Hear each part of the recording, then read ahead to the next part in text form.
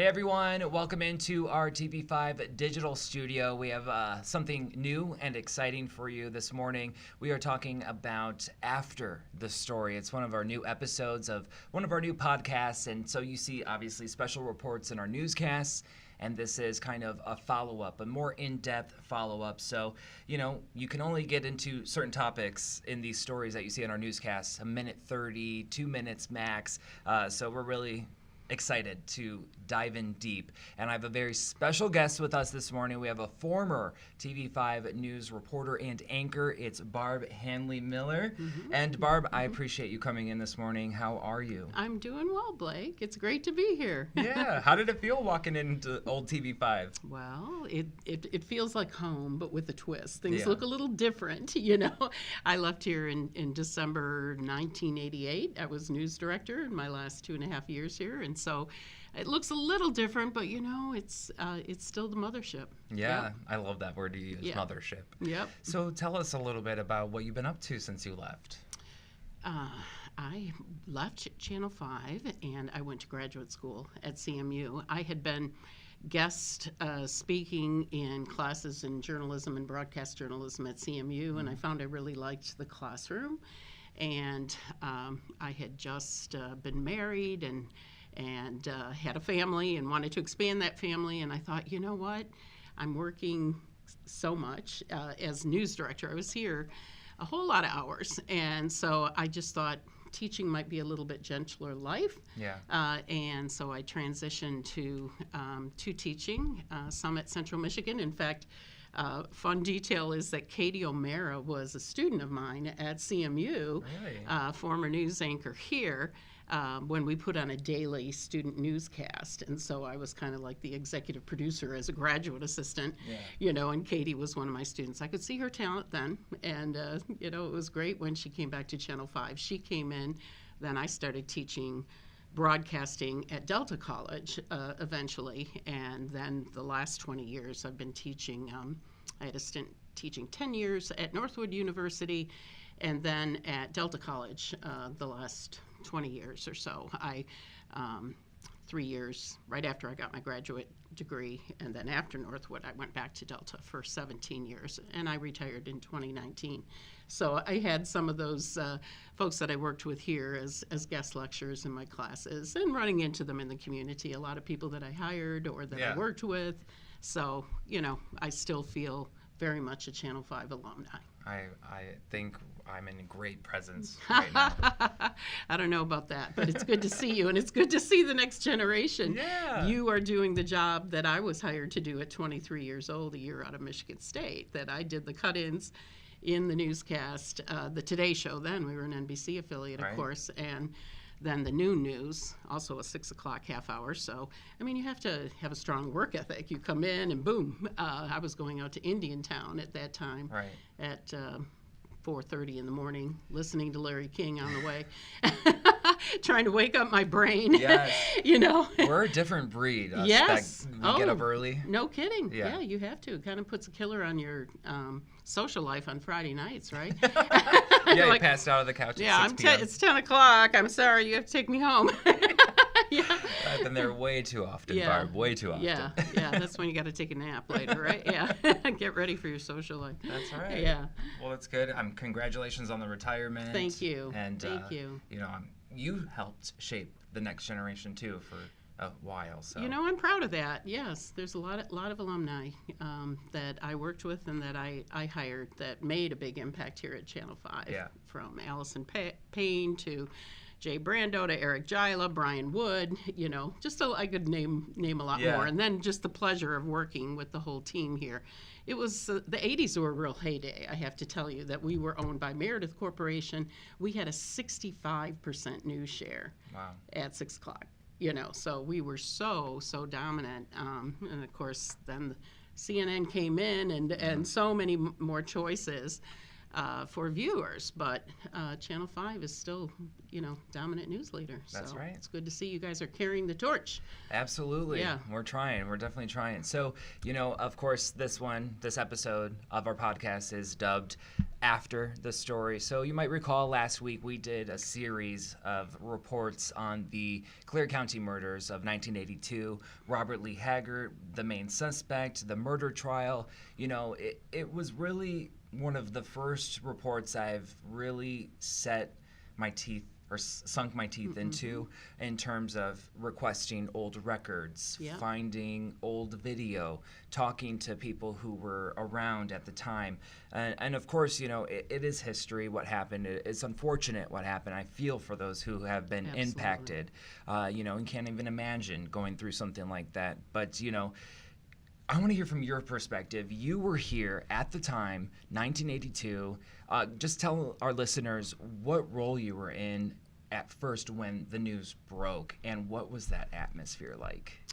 I was in 1982. I was still doing the noon news. So, you know, the crew that was able to get that video from the gruesome murder, Tom Knob and Gary Lankowski, I think were the two videographers that were out there, if I remember correctly. Tom for sure, I think Gary too.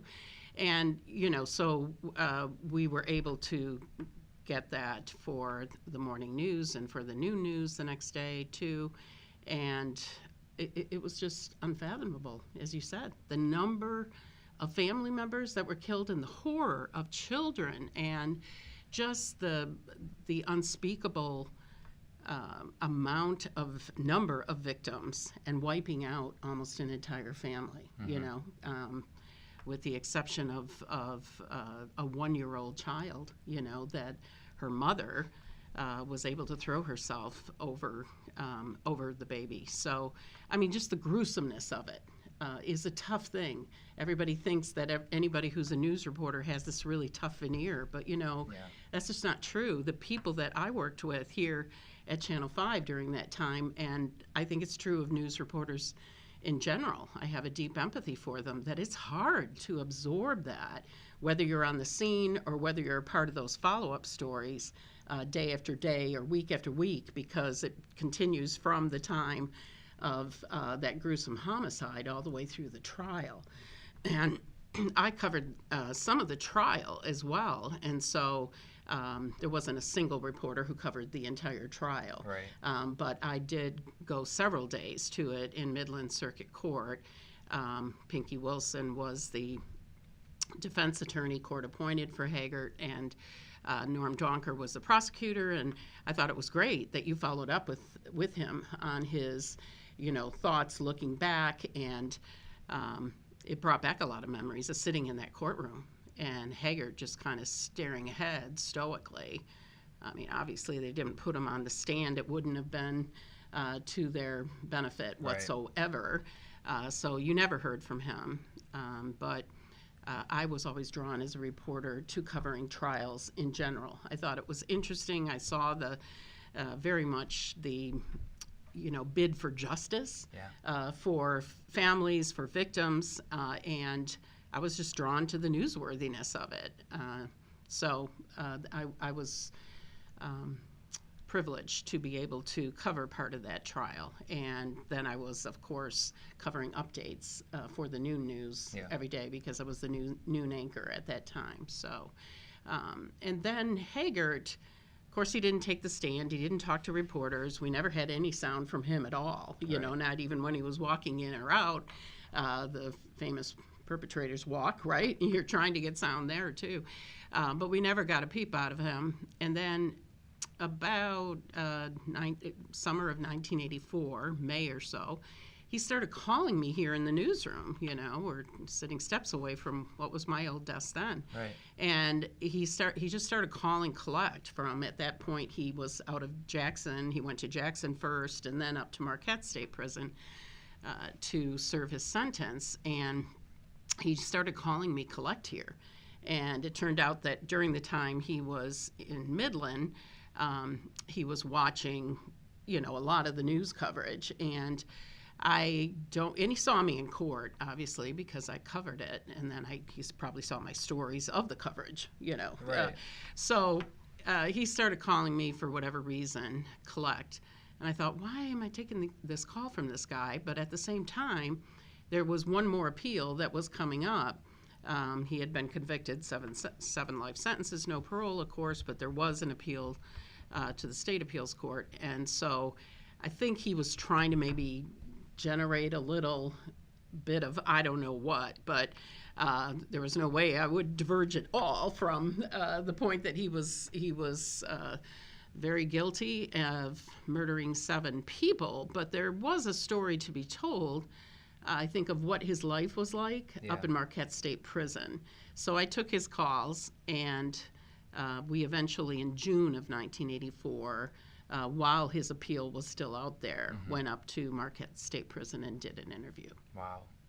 And just to think that he was calling you. Yeah. I mean, I just want to know in general, because this is such a sensitive case. Right. And controversial. Is it hard for you to stick to the duty of journalism and deal with all the immense emotions that you're feeling just as a human being? Absolutely. Absolutely it is. As I said, I mean, I remember standing in the newsroom when the Shuttle Challenger blew up in real time in 1986, and we were all in tears. And you can't inure yourself to the pain when you're out in the field of, the emotions that you're feeling when these kinds of gruesome things happen, or when you see injustice happening in a court trial, or when any number of those things. We're human beings, and we are reporters in a role, but we are human beings first. And I think if you're any amount of a good person, and I think everyone I worked with here was, so you can't block yourself off from that pain. But I guess what bothered me was this guy has been convicted of 7 life sentences. I'm living alone in Saginaw Township at the time. Yeah. I'm 25 years old, and he has nothing to lose from getting out in a garbage can or something, because what are they going to give him? Another life sentence if he escapes, So, I mean, sort of... obviously, he was familiar with you. Absolutely. And I don't know how good of a sleuth he would have been finding where I lived, but, it wasn't listed or anything. But people can ask around, and you can find out, So I always worried a little bit about him showing up at my doorstep, because, anyone who's been on the air, and particularly, I think, a woman, has strange things that happen. Let's put it that way.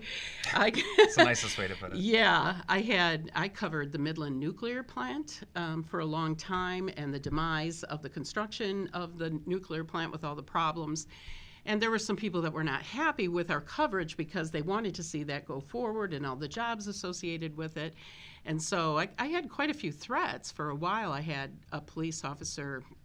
I was living in Bay City at that point, and I had a police officer that was outside my apartment building, apartment house, for several days because of the nature of the threats. And then you're getting weird letters all the time from viewers. One guy wrote to me about a 3-page letter that is my favorite, actually, that I did save because it's so funny that he's writing for 3 pages about how he wants me to cut my hair. This gentleman, bless his heart, was probably intellectually disabled or intellectually challenged. He was from the Saginaw Valley Rehab Institute, which was, I think, kind of a foster care facility. Okay. So he was writing, I saw the movie Cage the Young Woman of Prison.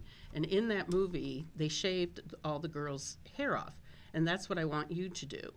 I want you to shave it in a short shingle around your ear and around the back and over the top of your head. And this guy goes on for like 3 pages. I mean... Just about your hair. Yeah, just about my hair, how he wants me to shave my head.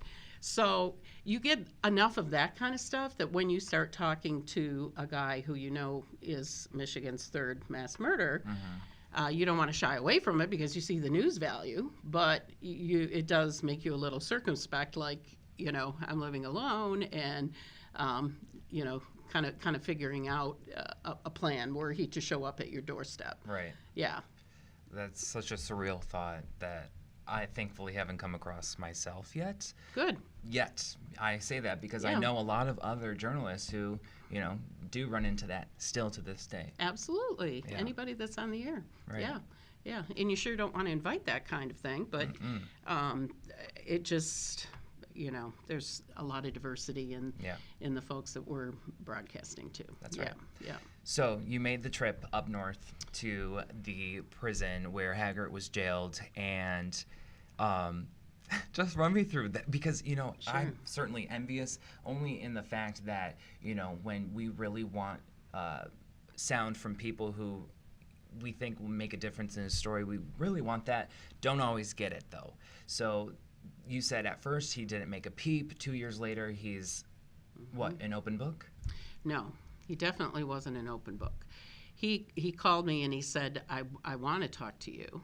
And I said, what are we going to talk about?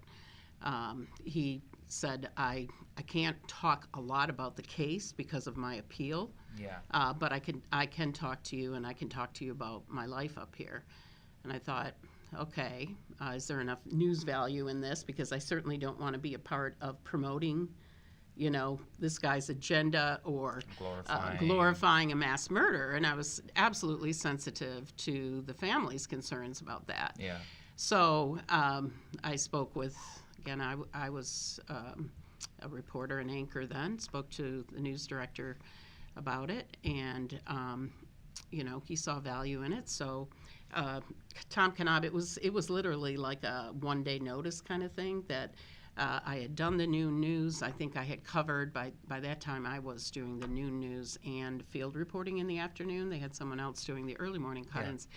So I had a story to do in the afternoon. We did that, and then Tom Knaubt and I jumped in a news vehicle and headed up to the UP. I mean, it's a 6-hour drive to Marquette, right? So we drive up there, and we get to this little town. I don't even know what town it was. It's dark. It's like 10:30 at night, and we were out of gas.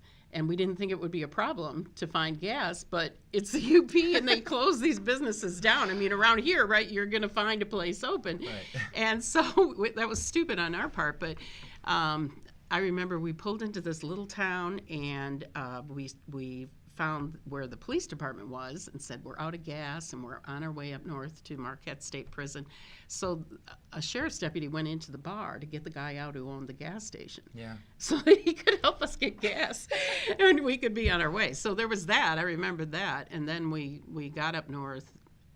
We got to Marquette and stayed in a hotel. And the next morning, we had to go through security at Marquette State Prison, and we weren't 100% sure that they were even going to let us do the interview. We were going up there with like the initial clearance, but not the final clearance. Okay. Because it wasn't very commonplace. Right. And now they would never allow us to do it. They would never allow that. No.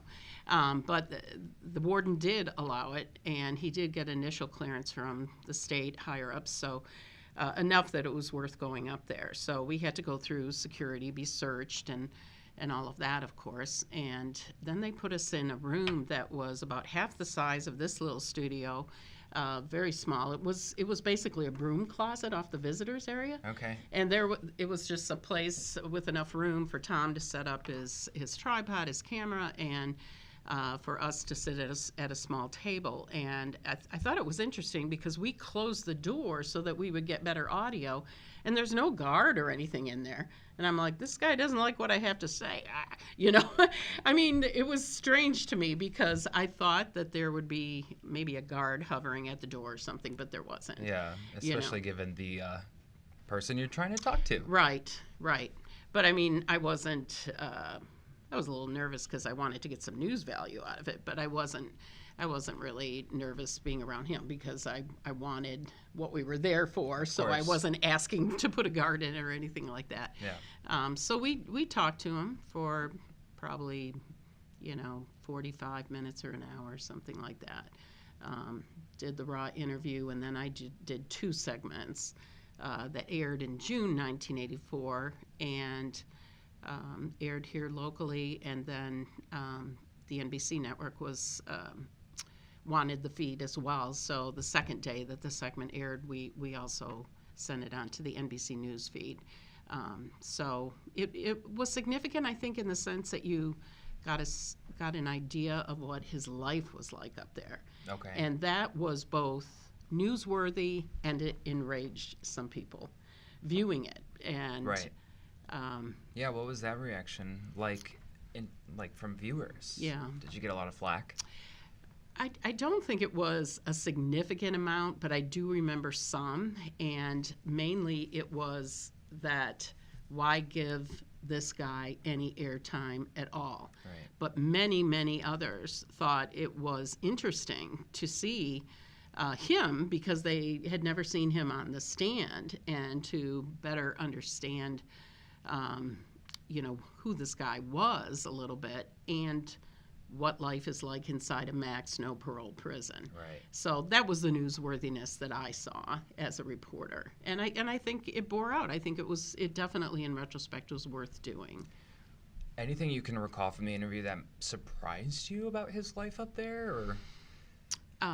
What surprised me, Blake, was that even though I knew that prisoners got yard time, the video segment that kind of, I guess, bothered me too, was the fact that they had a softball team and they were playing softball, and you had guys like, I remember spotting John Norman Collins, who was another famous, notorious, I should say, not famous, murderer who killed nurses in the Ann Arbor area in the 70s. And so there was kind of a who's who of multiple murder convicts, Yeah. And it just was disconcerting, to see them. It was kind of a piece of video that showed that even in that milieu, they could have some areas of enjoyment.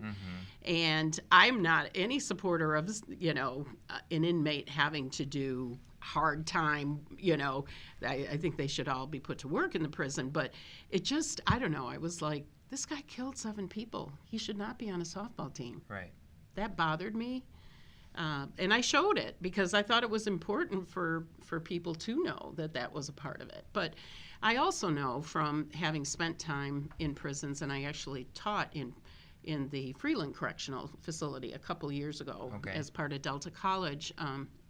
They help, which is a great program when you know that people are going to come out of prison, and these were minimum security prisoners who were going to get out within the next few years, and they showed the intellectual aptitude for college courses. So if you know they're going to get out, are they going to be a better contributing citizen when they have an associate's degree in business and have a greater chance of employability? Right. So yeah, I totally support that. Or GEDs, people being able to make something better of themselves. So I don't want to give the wrong impression. But again, these were mass murderers playing softball. It's not what you would expect when you, walked into the prison. Right, exactly. And I thought it was interesting to see some of the things that Haggart said off camera. I remember a lot. And then he also wrote to me for about another year and a half after that, even though I didn't respond at all. He had... I'm glad you brought those. I brought one, but I mean, I've got a whole stack of these, and I just saved them for, I don't know why, but this is 3, 4, 5 pages worth of, what's going on at the prison, and a light ask for, could you follow up for me? He was trying to get me to bite at some point to help him, and I wasn't going to help him. There was a grievance that he felt was wrong because he put up paper over his locker. They each had like a locker. He was in a single cell at the end of a long hall of cells up at Marquette. And he put paper over the vents in his locker because he was trying to keep bugs from coming into his cell. And they saw it as a fire hazard and a grievance, so they took his job away. And then he's talking about, in this particular letter, which is October 16th, 1984, he's talking about the fact that the prison may riot. They didn't. There was a riot at Jackson, but they didn't riot up at Marquette, but that he could feel the rumble that might happen because some guy that worked in the kitchen had found bugs in the food and had leaked that to a reporter, and the prison officials were very upset at that, so they were cracking down. and they were taking away cement blocks that each of them had in their cells to like create bookshelves, and they decided it was too these pieces were something they could pick up and possibly throw, so they were taking those out. They were giving everyone a wood board that they could use for a bookshelf. I don't understand how that would be helpful, but that's what he said in the letter, and he was making fun with the prison guards in this letter, he said, saying, it's ridiculous. They take away a cement block but give us a wood board that I can easily cut up over time and whittle into a weapon, and I could shiv you. And the prison guards said, great, then I get a chance to shoot and kill you. Right. So I mean, they were just kind of playing around with stuff like that. So he there was also, I think, I have no idea why he wrote me, but and you didn't respond once. No, I never responded, and he always told me, I mean, you're going up to interview a guy that has committed 7 murders, you're going to be serious. Normally, if I'm going to interview, the president of the chamber, or I'm going to interview anybody that's in a situation that is news breaking, but you have time to have a little bit of chit chat about small talk beforehand, you're gonna make an effort. Icebreaker, exactly. But with this guy, I wasn't going to chat him up like, how are you? I hope they're treating you well up here. No, I mean, I was all Sleeping business. good? Yeah, exactly. So I was all business, and as a result, most of his letters are like, dear gray hair, because he said, you're going to sport gray hair, you're so intense. Or at the end, he'd say, in this one, something like, you should smile even more because you have a beautiful smile, that kind of thing. And I'm like, no. I don't need that feedback from you, dude. Right, dude. I really don't. And in this letter, another thing that's very telling, I didn't go back and reread all of them, but I read one of them. And in this letter, he also was saying how they had taken away their privileges to wear like a robe or a shirt before they went into the shower. Mm-hmm. And it bothered him that they had to walk naked into the shower area past a bunch of guards and that kind of thing, that he felt they should have that privacy. And he said something like, they're asking me to lose my morals by walking around naked. And I'm like, really? You are disassociating so much. Your morals were lost a long time ago when you murdered 7 people, but I thought it was really, he really did distance himself from what he committed. He never admitted his guilt in those murders. Mm-hmm. I know there was a freelance journalist who befriended him again in jail somehow and said that he had a confession from Haggart in the murder of Doris Arndt, and that happened, sometime after he was out on probation and before he killed, the Post family. Yeah. So. That's interesting, but he never, in this case, even after appeals, never said anything on the record about it. So I wasn't going to get that out of him. Right. But I think that he was kind of a poster child for the death penalty almost, that Michigan is a no death penalty state, always has been, except in federal cases, because if you commit murder on federal land, the Indian reservation or any federal facility, then you can be subject to the death penalty in Michigan. Yeah. But we've always been a death penalty state. But he said, Judge Tyrone Gillespie gave me 7 sentences. But let's be real. I mean, he was like cocky when he said this. Let's be real. I am serving only 1 life sentence. And he did, of course, only serve 20 years, and he died in prison at 53. At the time I interviewed him, he was 34, I was 25, and he just came across really cocky, almost when I looked back at that interview in the last day, because I had it on DVD saved. It really struck me as his eyes were almost flirtatious, which really disgusted me, to me, because he was like, what do you want me to say? What do you want me to say? And I'm like, I don't want you to say anything. Just tell the truth. Right. But that tone was repeated in these letters, and some inappropriate things he wrote. So it's just, he said, the judge judge called me Attila the Hun, so that speaks for itself. He talked about prison life, and there's kind of as you would expect, almost a pecking order based on a perversity that is you have respect because you're in here for 7 sentences. I'm only in here for 1, life in prison, no parole. Pretty sick, huh? But I think he felt like they aren't going to really touch me because they know that I'm a bad guy who killed 7 people. But at the same time, he killed children.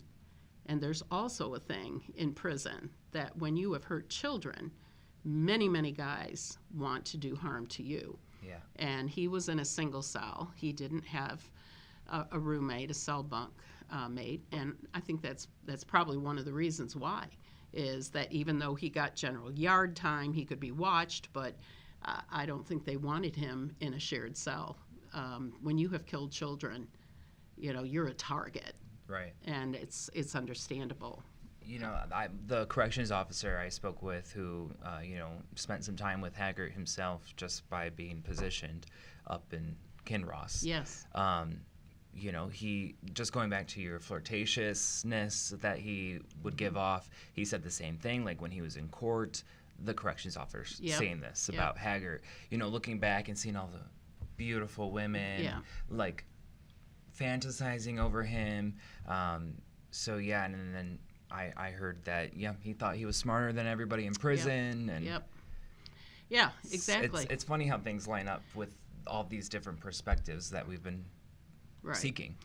On the interview that I did with him, he said, I am number 141523, and I'm just trying to do my time. I don't want to get caught up in the whole prison rhubarb. I'm just trying to do my time. And he didn't have, at that point, he had been in prison for 2 years, and I, of course, interviewed the warden to give perspective and started both segments with the fact, all the original footage, and the fact that he obviously was guilty of these murders. There was no question of an appeal being possible, really. It was just a procedural thing. Yeah. But explaining why we were going to Marquette to get this look inside the prison. And, but he said, I want to become a Jew because if I am Jewish, then I get out of my cell twice at night to be able to go to services. Right.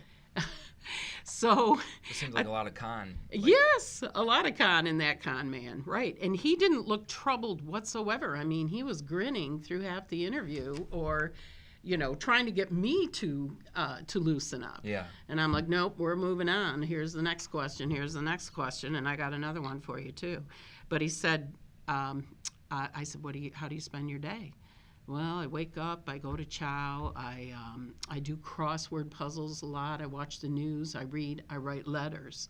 So I wonder how many women he was writing letters to, hoping that one, certainly wasn't going to be me, but hoping one would, help him out? Yes, yeah. Take on his case and do some maneuvering for him from the outside. Wow. Yeah, because he felt he was being treated unfairly as a prisoner, so he wanted, I think, somebody not necessarily to go on the air with it, but to talk to his outside attorney. His, he still had a court-appointed attorney or something because he was referring to his attorney. I don't know why he still would, but anyway, it just, I do crossword puzzles, I write letters, I participate in exercise as I can, and that's when we're showing the video of them playing softball. Yeah. And I'm like, first of all, these guys have bats.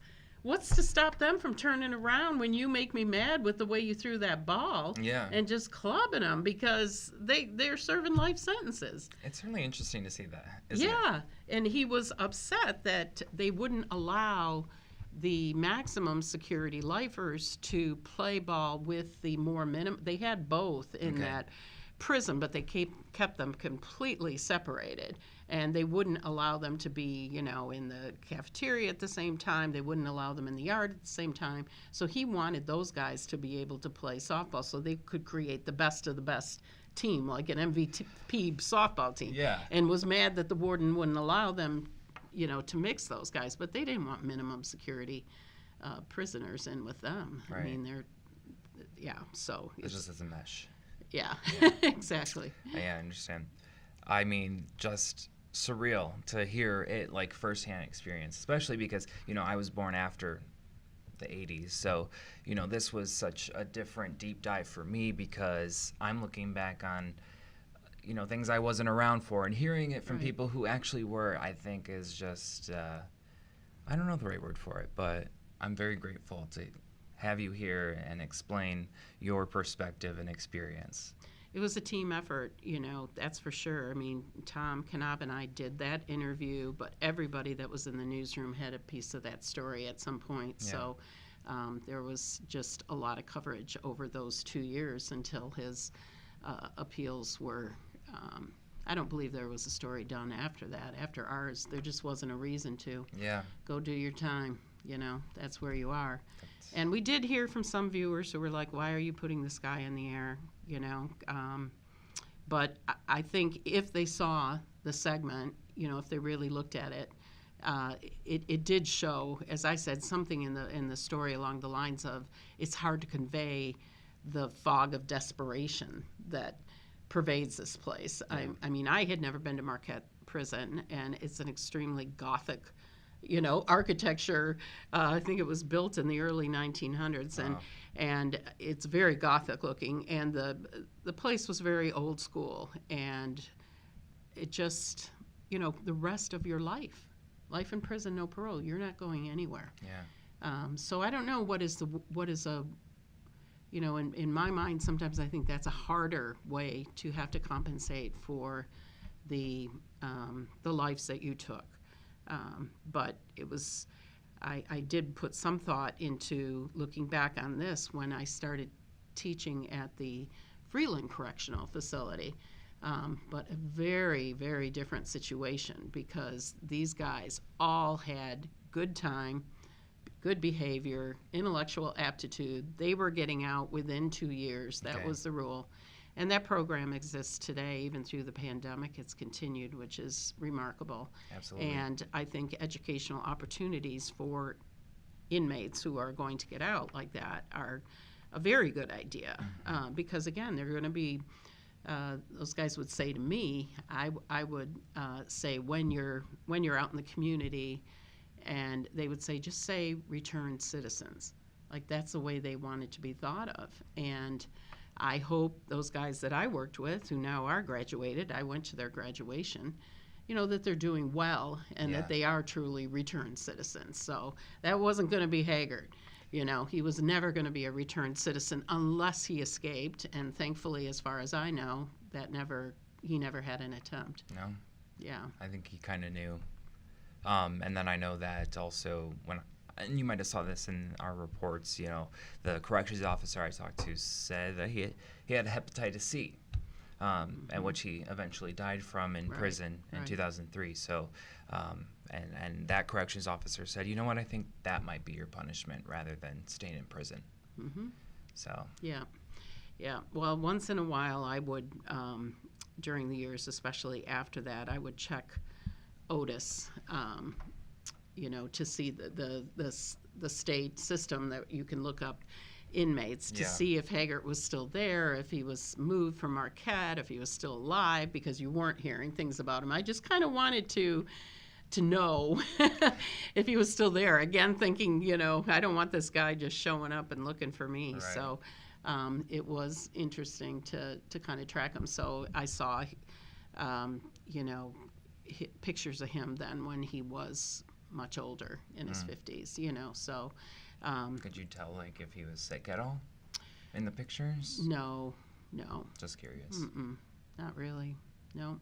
So I think that when these kind of stories occur, you've got to, I think you did a really good job following up on, legitimate leads.